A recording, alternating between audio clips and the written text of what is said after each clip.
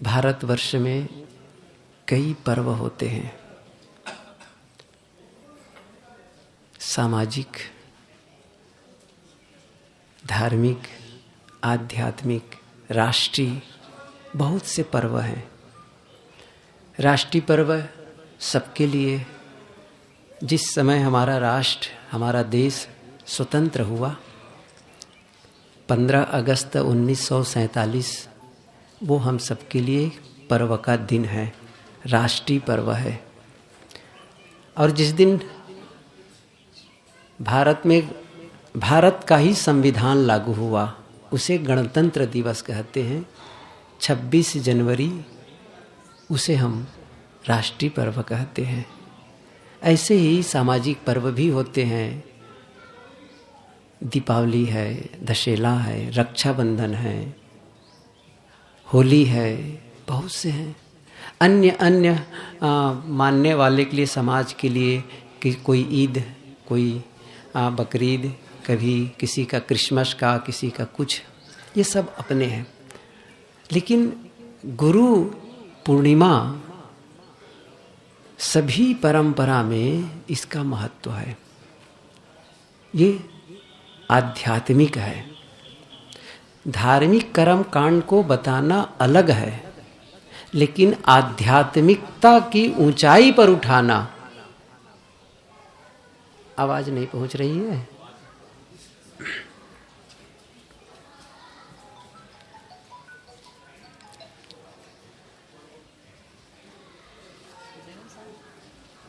देवेंद्र साहब क्या हुआ? देखेंगे क्या उधर? काहे चुप बैठे हैं? देखें।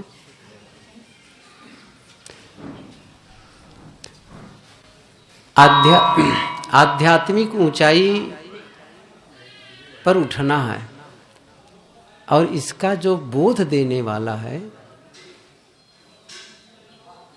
इसका जो ज्ञान देने वाला है, उसे हम गुरु कहते हैं। गुरु कहते हैं। मनुष्य ही एक ऐसा प्राणी है जिसे ज्ञान की जरूरत होती है, मार्गदर्शक की जरूरत होती है। अन्य पशु पक्षी, कीड़े मकोड़े होते हैं, वो अपना जीवन जी लेते हैं। उनके लिए न कोई विद्यालय है, न कोई प्रशिक्षण है, न कोई किसी मेंटर की ज़रूरत है। गुरु की ज़रूरत नहीं है। वो अपना काम, थोड़ा कुछ होता होगा उनके में, लेकिन ज़्यादातर तो वो प्राकृतिक रूप से सीख के आते हैं। मनुष्य एक ऐसा प्राणी है जिन्हें हर बात सिखानी पड़ती है, हर काम सिखाना पड़ता है, हर काम सिखाना पड़ता है। इसलिए हमें कदम कदम पर गुरु की जरूरत होती है। बच्चा, छोटा बच्चा जन्म ले तो हर चीज उनको, खाना पीना, चलना बोलना, सब काम सिखाना पड़ता है। यदि ये सब न सिखाया जाए तो बच्चा जैसे पशु जीता है वैसे ही हो जाएगा। हमारे जीवन में गुरु की आवश्यकता है। हम बाहर कहीं जाते हैं तो रास्ता भूल जाते हैं और लोगों से पूछते हैं वहाँ जाने का रास्ता कौन सा है, वो रास्ता बताए। वो गुरु ही हुआ, मार्गदर्शक ही हुआ। इसी प्रकार से महात्मा लोग तो गुरु के कई रूप बताते हैं। जो प्रथम गुरु है, आप लोग जाने होंगे, प्रथम गुरु है वो है माँ। माँ प्रथम गुरु है। जब बच्चा जन्म लेता है तो पहला प्रशिक्षण माँ के द्वारा होता है, फिर पिता के द्वारा, फिर और भी घर में हैं उनके द्वारा, फिर विद्यालय जाता है, विद्यालय में उनका प्रशिक्षण होता है, उनको पढ़ाया जाता है, स्कूली विद्या बताई जाती है, उनका भी महत्व है। फिर और आगे बढ़ता है तो बहुत सारे टीचर्स मिलते हैं, फिर मित्रों में बहुत ऐसे लोग होते हैं, समाज में ऐसे लोग होते हैं जो उनको सही रास्ता बताते हैं कि इस रास्ते से चलो, वैसा करो, वैसा करो। आगे चल करके आदमी लोगों से पढ़ लिख करके और कुछ काम धंधा करके धन कमाना सीख जाता है।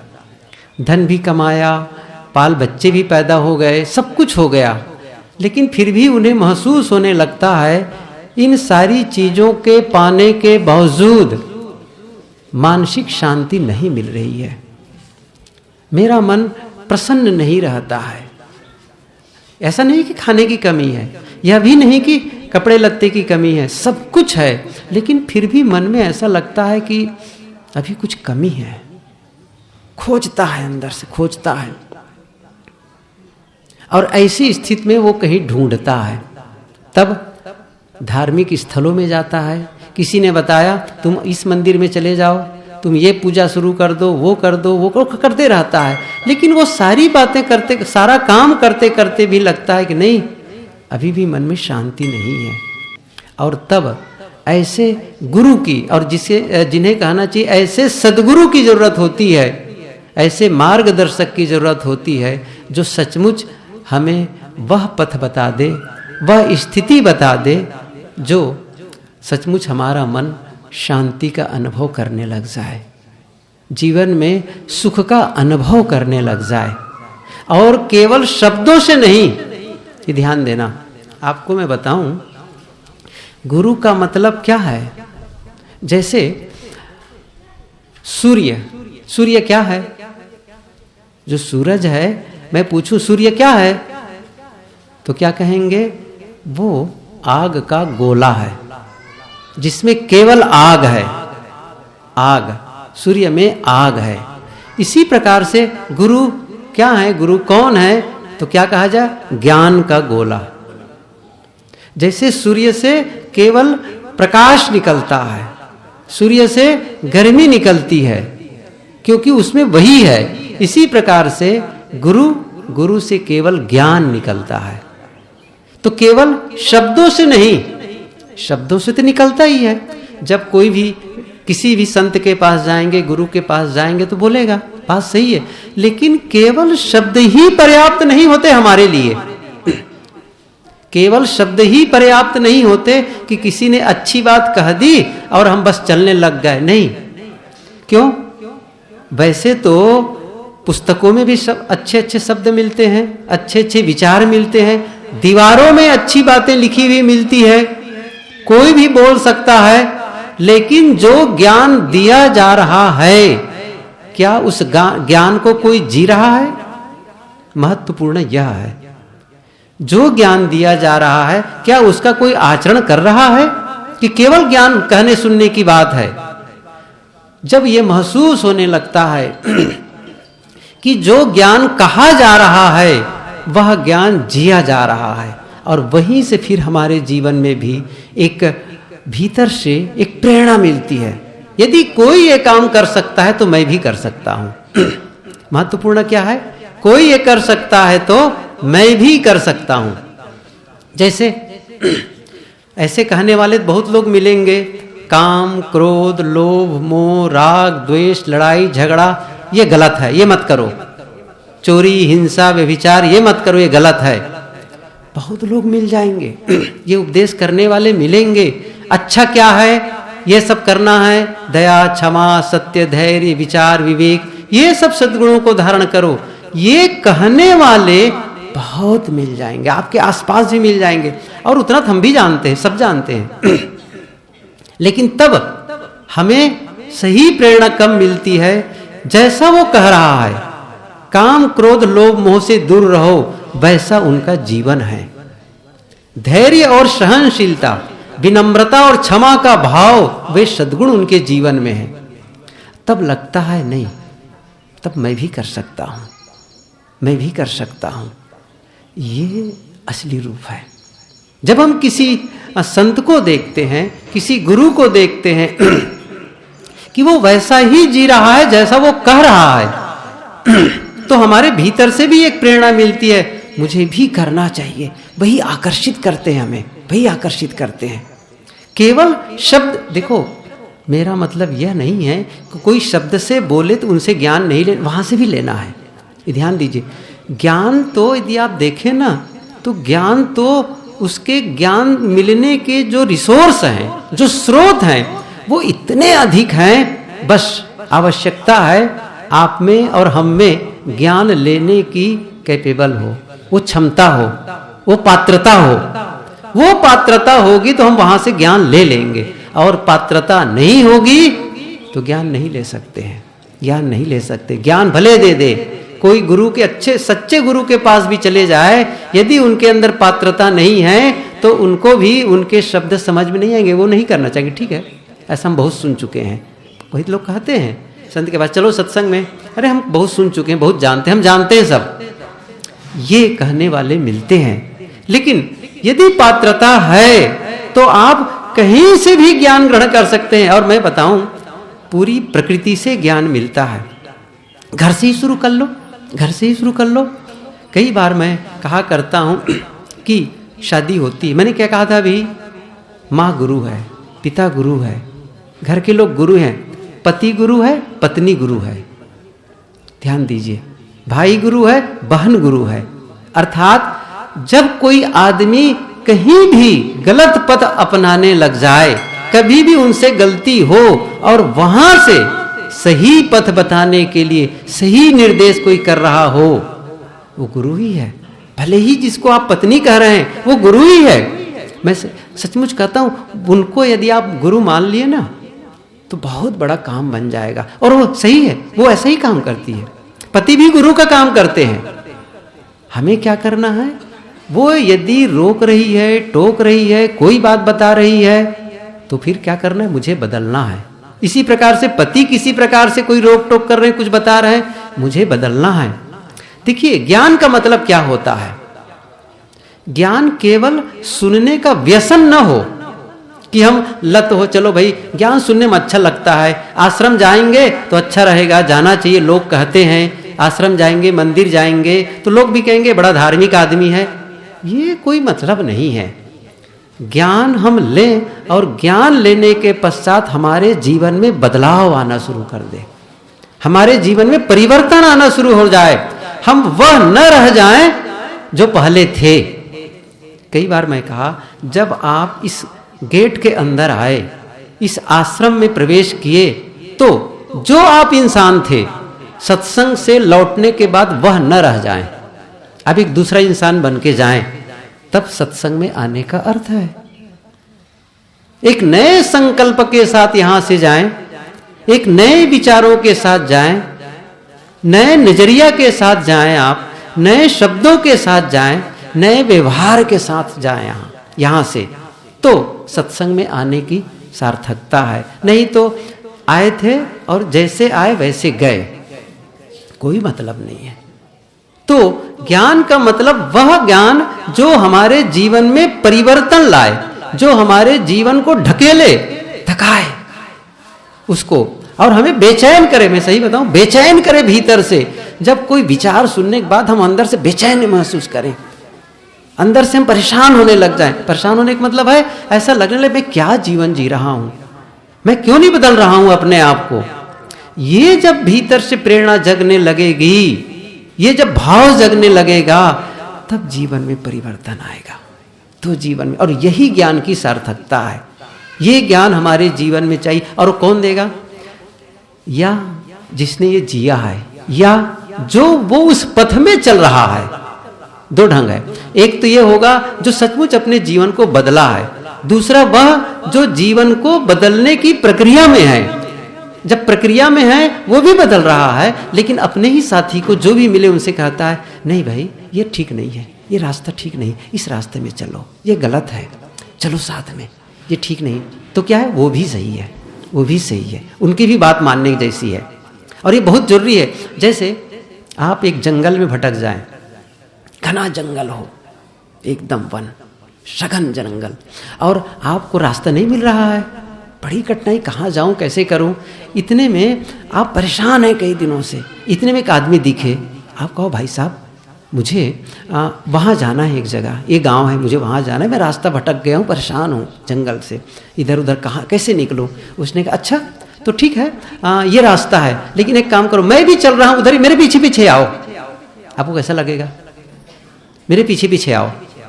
आप कहेंगे ओफ, मैं कितना परेशान, भूखा प्यासा परेशान हो रहा था, और ये क्या कर रहा है, केवल रास्ता नहीं बता रहा है, क्योंकि आगे गया उसके बाद में 4 रास्ता मिल गया, 2 रास्ते मिल गए, फिर क्या करूं?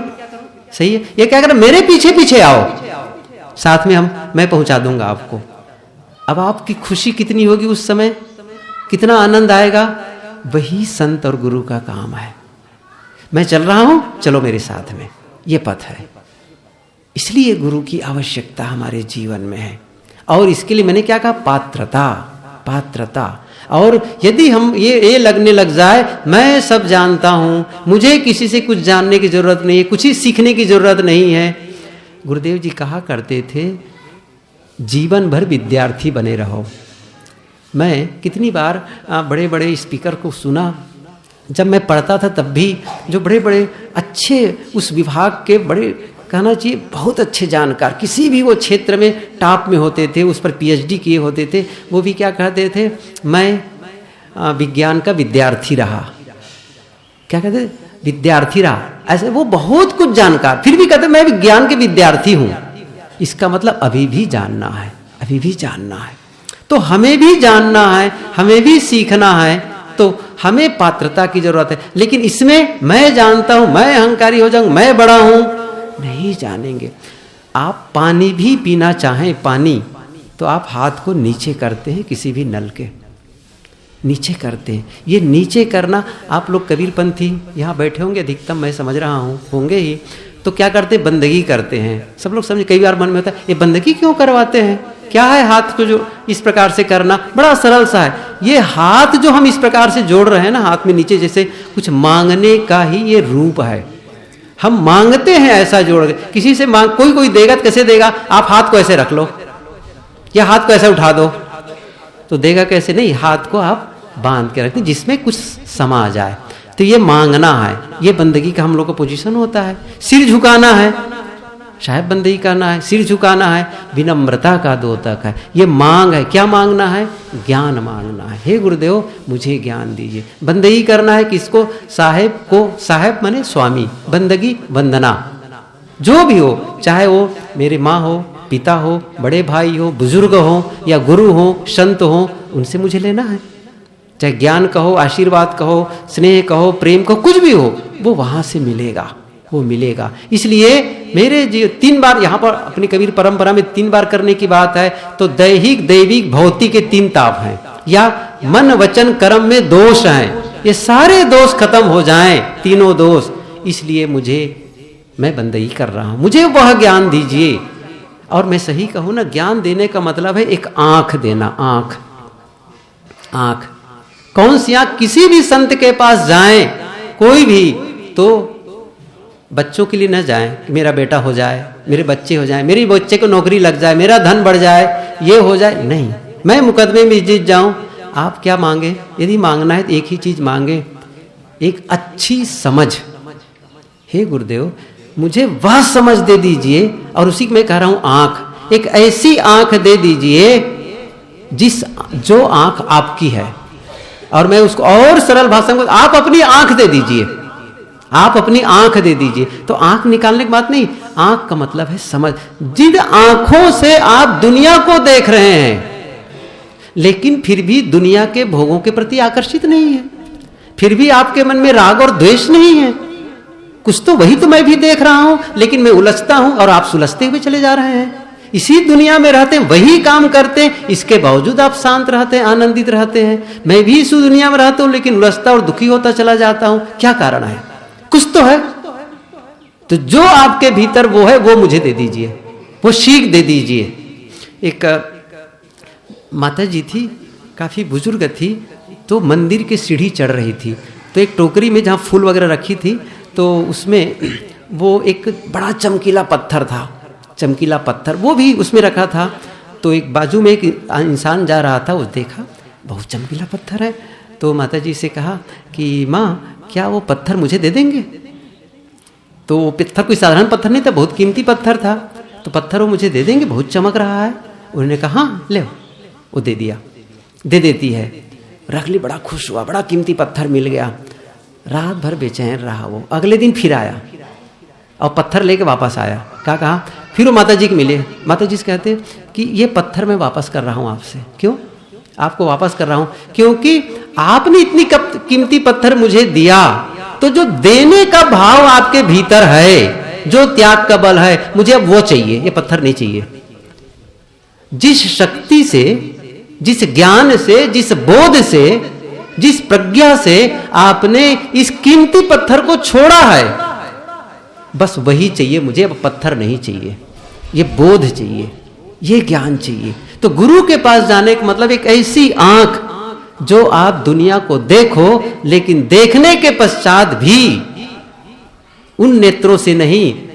कहते थे कि एक संत के पास एक भक्त गया, उन्होंने कहा मैं ईश्वर का दर्शन करना चाहता हूं। ठीक है, हो जाएगा। तो क्या करना पड़ेगा? जब ये तुम्हारी दोनों आंख है ना, इससे नहीं दिखाई देंगे। जब दोनों आंखें जब बंद होंगी ना, तब वो दिखाई देंगे। अच्छा, दोनों आंख बंद करने पर दिखाई देंगे ईश्वर? हाँ, दिखाई देंगे। तो कहा कि अच्छा ठीक है। तो उसने आंखें बंद कर ली, दिख तो नहीं रहा है। ऐसे थोड़ी इस आंख से। ये दोनों आंखें जब बंद होती तब तीसरा नेत्र खुलता है। और दोनों आंख कौन है? राग और द्वेष। राग और द्वेष। हम किसी को देखते हैं तो राग पूर्वक मेरे हैं, आकर्षित होते हैं, और किसी को द्वेष पूर्वक ये मेरे दुश्मन है। कहे दोनों जब ना हो ना, जिस समय, उसी समय समता का नेत्र खुलेगा, मैत्री का नेत्र खुलेगा, प्रेम का नेत्र खुलेगा, और तब आपको ईश्वर के दर्शन हो जाएंगे। क्या हमारे मन में राग और द्वेष के भाव हैं? वो न रह जाए, तब जाकर के काम बनता है। मैं ये कह रहा था, हमें एक समझ की जरूरत है, और गुरु वही देते हैं। मैं थोड़ी बात बताऊं, बहुत थोड़ी सी, कि आप अपने जीवन में कैसे बदलाव। देखिए, मैं यहाँ किसी का गुरु नहीं हूँ, गुरु नहीं हूं, और मैं ये भी नहीं कह रहा हूं कि जो मैं बता रहा हूं वो आप करें, ये मैं नहीं कह रहा हूं। लेकिन मैं वो बताना चाहता हूं जो मैं करने का प्रयास कर रहा हूं, और आप यदि चाहें तो वो कर सकते हैं, न चाहें न करें। क्या करना है जीवन बदलने के लिए? हम सबको क्या करना है? बहुत सरल है। हमें कब से शुरू करना चाहिए जीवन बदलने का काम? कब से शुरू करना चाहिए? 60 साल के बाद? 70 साल के बाद? इसी क्षण से। समझ रहे हैं ना? इसी क्षण से।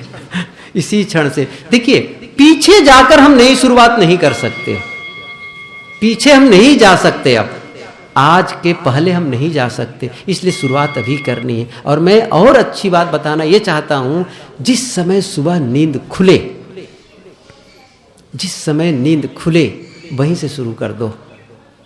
2 वक्त जीवन का बेहद महत्वपूर्ण होता है। 2 वक्त दिन का, 24 घंटे में 2 वक्त को संभाल लो। लोग क्या कहते हैं, क्या बताएं, मैं भी चाहता हूं कि साधना करूं, सत्संग करूं, धर्म का काम करूं, समय ही नहीं मिलता है। मैं उन्हीं के लिए बता रहा हूं। जो लोग ये कंप्लेन करते हैं, शिकायत करते हैं, मेरे पास समय नहीं है। कितने लोग हैं? वैसे सब लोग हैं, मुझे पता है सब लोग हैं, समय नहीं है। तो उन्हीं लोगों के लिए बता रहा हूं क्या करना है उनके लिए। सुबह उठो, सुबह जैसे नींद खुले, और नींद खुलने के बाद आंख भले ना खुले हो, आंख ना खुली हो, आप भले ही बिस्तर पर लेटे रहें या फिर बैठें, तो करना क्या है पहला काम? मैं इसलिए बता रहा हूं कि आप जीवन में बदलाव लाना चाहते हैं, तो बदलाव, कपड़ा बदल करके जीवन नहीं बदलेगा। इस घर को छोड़कर दूसरे घर चले जाएंगे तो जीवन नहीं बदलेगा। आप अपने परिवार को बदल देंगे तो जीवन नहीं बदलेगा। जीवन बदलेगा जब आपके भीतर में बदलाव आ जाए, अंतर बदलाव आए। शरीर तो अपने आप बदल रहा है। 20 साल पहले जो आपका शरीर था आज नहीं है, 10 साल पहले जो आपका शरीर था आज नहीं है। और ये मानकर चलिए 10 साल बाद शरीर और बदलेगा, 20 साल बाद और बदलेगा, और एक दिन तो सबको मिट्टी के नीचे या आग में जलना है। सबको जाना है इस दुनिया से, सबको जाना है। जितने लोग दिख रहे हैं सबको जाना है। तो शरीर तो बदल रहा है, क्या आपका जीवन भी बदल रहा है? जीवन बदलना होगा भीतर से, और उसी के लिए मैं बता रहा हूं विचार बदले, उसको सही दिशा दे दो। तो क्या करना है? सुबह जैसे नींद खुले तो जिन्हें भी आप अपना इष्ट मानते हैं, गुरु मानते हैं, कोई भी जिनको आप मानते हैं, जिनकी याद आने से ही आपका मन प्रसन्नता से भर जाता है, आपका मन में अच्छे विचार आने लग जाते हैं, आपके मन में श्रद्धा का भाव जग जाता है। कोई ऐसा होगा कोई ऐसा, उनको आप अभिवादन कर लीजिए। समय नहीं लगेगा, जीवन बदलने में समय नहीं लगे, बशर्ते आप चाहें। तो क्या कहा मैंने, जैसे नींद खुले, जैसे यदि आप कबीरपंथी मान लो है तो क्या करना है, बंदगी कर लो। आप कहेंगे गुरु तो सामने नहीं है, मैं क्यों बंदगी करूं, ये कह सकते हैं। गुरु का होना न होना ये महत्वपूर्ण नहीं है, महत्वपूर्ण है आपका झुकना। समझ रहे, आपका झुकना, और वही है पात्रता। झुकना बड़ी बात है, झुकना। आपने याद किया ना, याद किया, किसको याद किए, अपने गुरु को। एक आदर्श, आदर्श, हमें आदर्श की जरूरत होती है। कोई ना कोई हमारा एक रोल मॉडल हो जिन्हें देखकर लगे कि नहीं मुझे भी वैसा ही जीवन जीना है जैसा वो जी रहे हैं, ऐसा ही शांत मन वाला होना चाहिए, वैसे ही मेरी वाणी में मिठास होनी चाहिए, वैसे ही मेरे व्यवहार में मधुरता आनी चाहिए, नहीं मुझे वैसे ही करना है।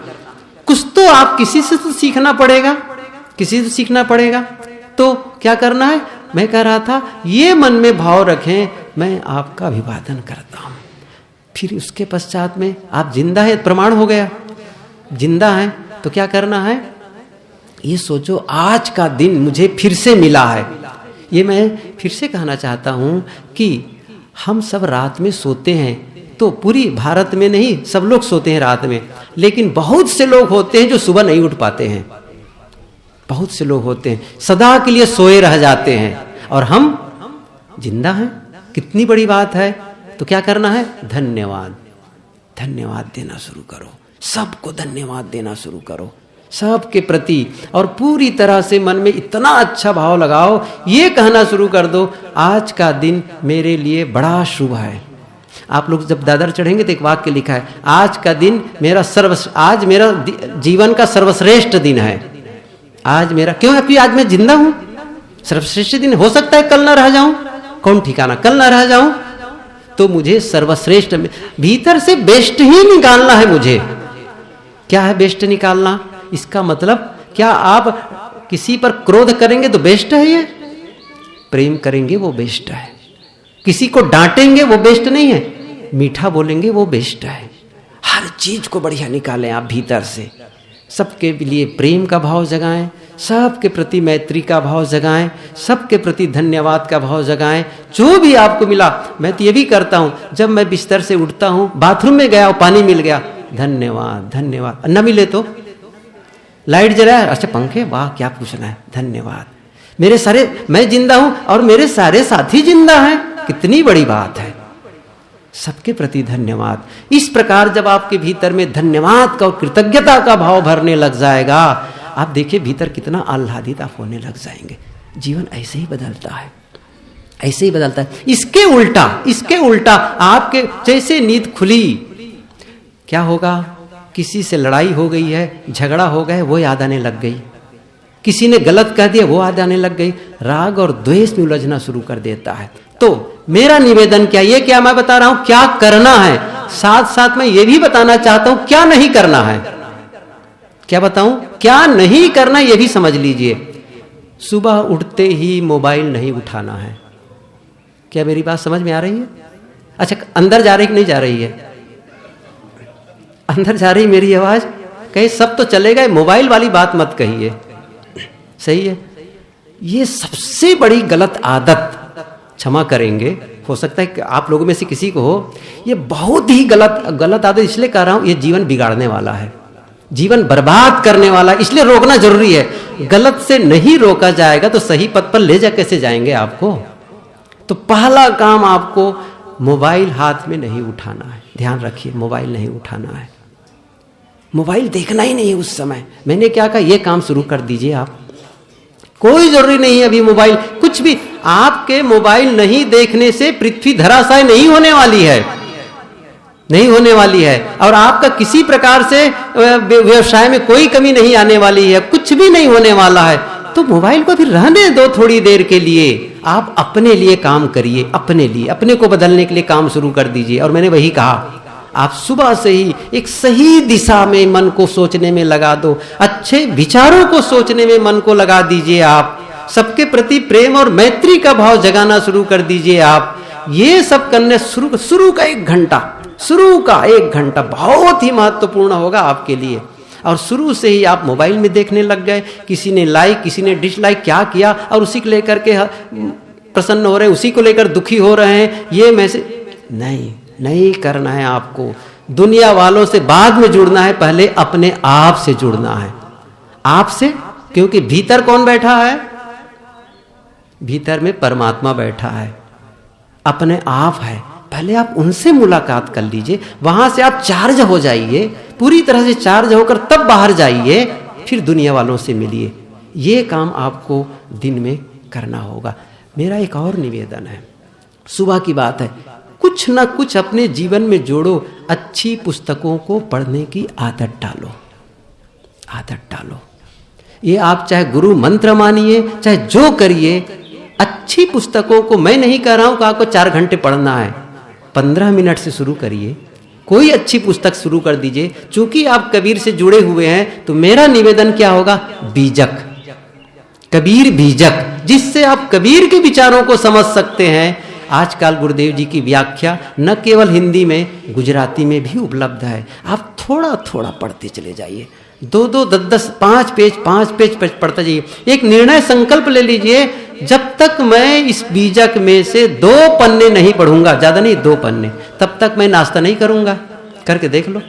और 2-2 पन्ने भी पढ़ते गए ना, 2-2, 4-4 पेज भी बहुत पढ़ ले जाएंगे। और उससे जो ज्ञान आएगा, देखिए हर आदमी को नवीनीकरण की जरूरत है।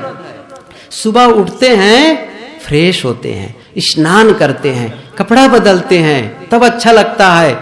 ये बाहरी व्यक्तित्व को सजाने के लिए, साफ करने के लिए हम पूरा दिन में न जाने कितनी बार काम करते हैं, लेकिन जो भीतरी व्यक्तित्व है, अंतरतम, उसकी भी सफाई, उसकी भी पुनरावृत्ति की जरूरत है। और उसी के लिए मैं कह रहा हूं, कुछ ज्ञान को आने दो, कुछ विचार सुनो, कुछ प्रवचन सुन लो, कुछ अच्छे विचार पढ़ लो, कुछ ध्यान करो। सभी लोगों से मेरा निवेदन है, कम से कम आप 5 मिनट 10 मिनट आंख बंद करके अकेले तो हो जाइए थोड़ा से। आप कहेंगे आंख बंद करने से कुछ नहीं होता, क्या? कुछ ना हो, बैठो तो सही। और कुछ नहीं बनता है तो भी सांस आती है जाती है, उसी पर ध्यान लगा लीजिए। कुछ तो काम शुरू करिए। आप शुरू ही नहीं करेंगे, लाओत्से ने कहा है, 1000 मील की यात्रा पहला कदम से होती है शुरू, प्रथम कदम से। हम कदम ही ना निकालें, आखिर में आपको नहीं लगता कि मेरा जीवन जो है उससे और अच्छा हो जाए? मैं मानता हूं कि आप कोई गलत नहीं है, आप में अच्छाइयां हैं, लेकिन फिर भी अंदर से नहीं होता, इससे भी अच्छा हो जाऊं, और अच्छा हो जाऊं, और इतना अच्छा हो जाऊं, फिर अच्छा होने की जरूरत ही खत्म हो जाए, पूरे टॉप में पहुंच जाऊं। तो क्या करना पड़ेगा? आपको मेहनत करनी पड़ेगी, डे बाय डे। तो सुबह का काम ऐसा करें, थोड़ा सा स्वाध्याय के लिए निकाल लें, थोड़ा प्रवचन सुन लें, कुछ भी सुन लीजिए, और थोड़ा से मन को प्रसन्न, और ये निर्णय लीजिए, मेरे विचार सही होना चाहिए, मेरे शब्द सही निकल, ऐसा शब्द न निकले जो दूसरों को तकलीफ दे, मेरे जीवन से ऐसा व्यवहार न हो जो दूसरों को तकलीफ दे। बस ये कुछ बातें ही जीवन में जोड़ना है। आपको यह सोचना है, मेरी उपस्थिति से बाजू वाले को कैसे सुख मिले, कैसे आराम मिले।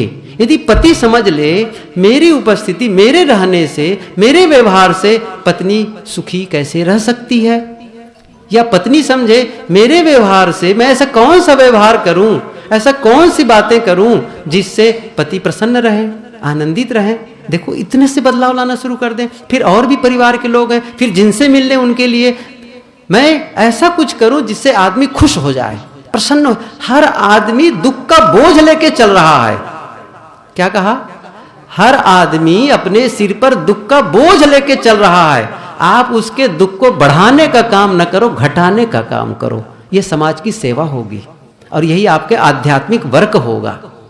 और उनका दुख तो घटेगा, आपके भीतर में जो संतुष्टि का भाव आएगा, आपके भीतर में जो फीलिंग्स होगी, वो आप कर देखो। मेरे कहने से नहीं फर्क पड़ेगा, करेंगे तब अंतर आएगा। ये करेंगे तो अंतर आएगा, ऐसे नहीं आएगा। तो आप ये करना शुरू कर। रात में जब सोने जाएं, बस अंतिम रात में जब बिस्तर पर जाएं तो क्या करना है? तो भी यही करना है। आप दिन भर में जो भी याद आए बात में, पहली बात तो थोड़ा सा दिन को थोड़ा फिर से वापस चले जाएं, दिन को खोज लें। आज पूरे दिन में क्या हुआ देख लो थोड़ा से। इसको कहते हैं ऑब्जर्वेशन, आत्मनिरीक्षण। इसको थोड़ा सा देख लो, पूरे दिन को थोड़ा अवलोकन कर लो, क्या हुआ दिन में आज, अच्छा हुआ ना, खुश है ना भीतर से। यदि कहीं लगता हो कि कहीं गलती हो गई है, ध्यान दीजिए, 2 बातें, बहुत छोटी छोटी बातें हैं जिसको सुधारना है। यदि आपको लगा कि नहीं, उस समय जब बोल रहा था ये बोलने का तरीका सही नहीं था, थोड़ा तेज आवाज में बोला, डांट कर बोला, क्रोध किया, और ये मुझे नहीं करना है, ये गलत है। सरलता से भी बोल सकता था। अब इस समय तो आपने उस पर घाव कर दिया, चोट कर दी है। अब यहाँ क्या कर सकते हैं, अकेले में बैठ करके रात में उनसे कहना है ये मेरे से गलती हो गई, मुझे क्षमा कर दें। मतलब जो घाव आपने चोट पे उसे मलहम लगाना है, मरहम लगाना है, समझ रहे हैं। क्षमा मांग लो उनसे, मुझे क्षमा कर दो। यदि दूसरे ने आपके साथ गलत कर दिया, दूसरे ने गलत कर दिया, तब क्या करना है, उस समय आपको कहना है मैं दिल से क्षमा करता हूं आपको, दिल से। हल्का होकर के जाओ, क्षमा नहीं करोगे बोझ लेकर जाएंगे, बदले का भाव लेकर जाएंगे और कैरी फॉरवर्ड। और सुबह उसी बात को सोचते सोचते आप रात में नींद में जाएंगे, उसने मेरे साथ ऐसा बोला, उसने मेरे साथ गलत किया है। आप जैसे जाएंगे ना, तो मैं आपको एक बात बताना चाहता हूं, जिस विचार को लेकर के रात में आप जाएंगे वही विचार आपका सुबह पहला होगा। ये नियम है, वही पहला जगेगा, फिर वही बात शुरू हो जाएगी। इसलिए यही उसको हिसाब पूरा कर दो, हिसाब पूरा कर दो, आगे ना ले जाओ। मैं क्षमा करता हूं। आपको लगता है मैं क्या कह रहा हूं सरल है ये काम, आपको लगता है सरल है, करके देखो तो पता चलेगा। लेकिन जीवन आशीर्वाद से नहीं बदलेगा, आशीर्वाद से नहीं, पूजा से नहीं बदलेगा। और आप अपेक्षा करते हो भगवान आके मुझे जीवन को बदलेगा, जीवन में कभी नहीं होने वाला है। ना कोई भगवान आके आकर के जीवन बदलने वाला है, न किसी के आशीर्वाद से, न पूजा से, न तीर्थ में नहाने से, न किसी नदी में नहाने से, न आपको दान दक्षिणा करने से जीवन बदलेगा। आप जिस दिन चाहेंगे मुझे बदलना है, उस दिन जीवन बदलेगा। और तरीका यही है, तरीका यही है। क्या? अपने क्षमा कर दो, क्षमा मांग लो, क्षमा कर दो, यही जीवन बदलने का तरीका है। और अच्छे विचार, और भी रात में भी कचरा लेकर के मत सो। मेरा निवेदन है, नींद में जाने के कम से कम 1 घंटा पहले टीवी देखना बंद कर दीजिए। आप कहेंगे साहब उसके बिना नींदें नहीं आएगी। गलत सोच है, ये गलत सोच है।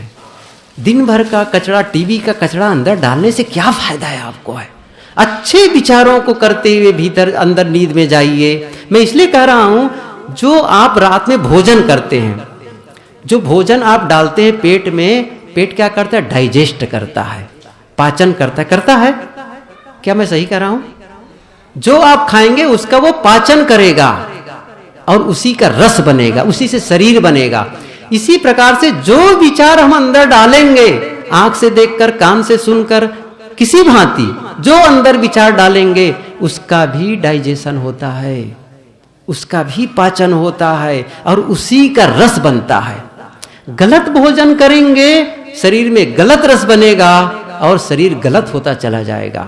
गलत विचार ग्रहण करेंगे, मन में गलत विचार के रस बनेंगे, हमारे हृदय में वो रस इकट्ठा होगा। अब गलत होगा तो दुख देगा, तकलीफ, अशांत होगा मन, बेचैन होगा मन। लेकिन सही रस बना, सही चीज, मन प्रसन्न होगा, आनंदित होगा। और आप जब प्रसन्न होंगे तो सबके प्रति प्रेम करेंगे, मैत्री, धन्यवाद देंगे, आनंदित रहेंगे। और आप ही दुखी रहेंगे, सब जगह दुख। मैं कई बार कहा, हर आदमी एक रेडिएटर की तरह रेडिएशन यहां से क्रिएट करता है। आपके जीवन से, आप खड़े हैं एक आदमी, आप मत समझिए, आपके भीतर से एक तरंग निकल रही है हर समय। जैसे मोबाइल से निकलती ना, मोबाइल से, ऐसे आपके भीतर से हर समय तरंग निकल रही है और दूसरों को प्रभावित कर रही है। कैसे?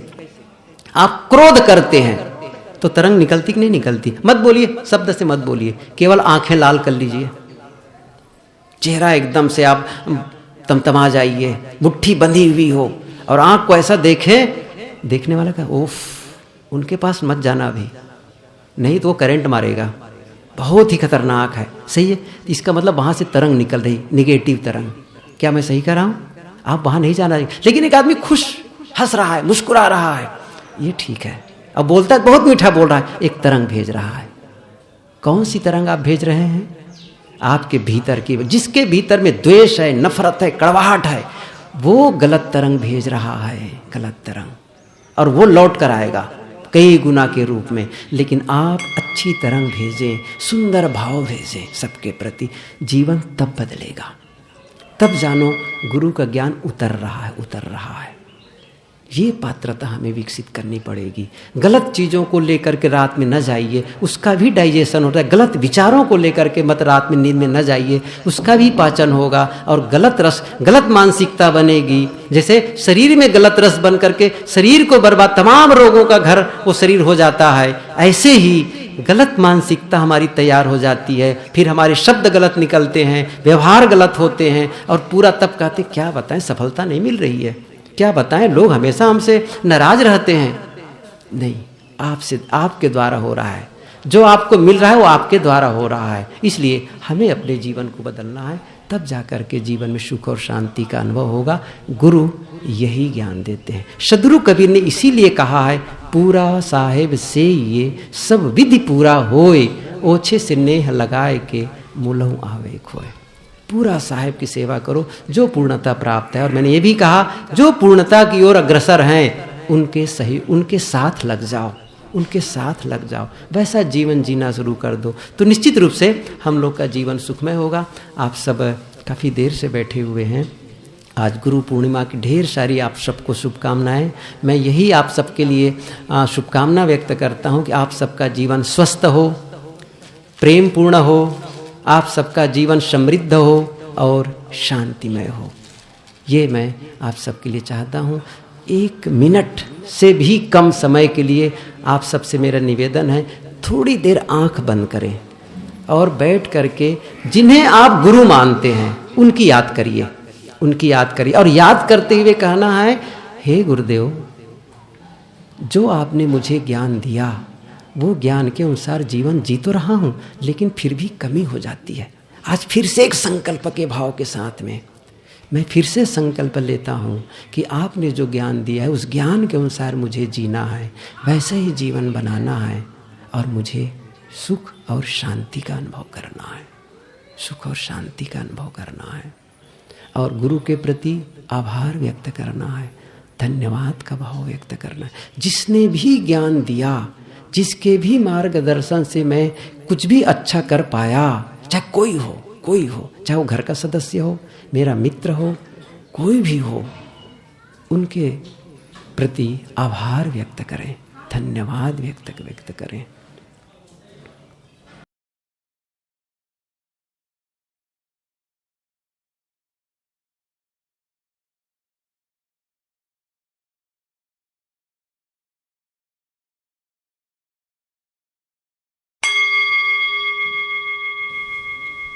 बोलिए सद्गुरु देव की जय।